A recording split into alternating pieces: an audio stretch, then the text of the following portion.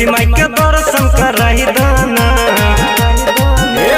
मनमा के श्रद्धा पुराही दाना देवी माई के दर्शन कराही दाना अब तो मन हमर पड़े छियो पैया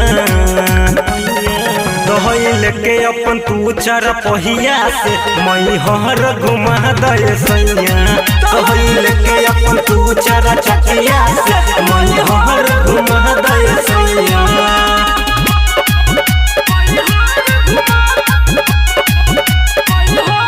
महिमा डीजे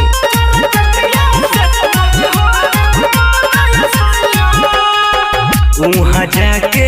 दोनों गोहते झुलबै खूबे झूला हो तो बजा के संगे संगे खैबे चाउमीन छोला हो वहाँ जाके दोनों गोहते झुलबै खूबे झूला हो तो बजा के दोनों गोहते खैबे चाउमीन छोला हो जल्दी चला न तू कर पिया देरिया दहई लेके अपन तू चरा चकिया से मई हर घुमा दे सैया दहई लेके अपन तू चरा चकिया से मई हर घुमा दे सैया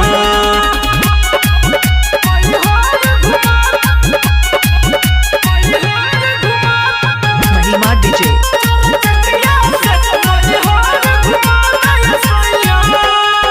राइटर गोविंद संजीत सहनी बात हमर बुझ हो आरती के थाली सजा के कर पैसैया पूजा हो राइटर गोविंद संजीत सहनी बात हमर बुझ हो आरती के थाली सजा के कर पैसैया पूजा हो मैया हमारो फेर नजरिया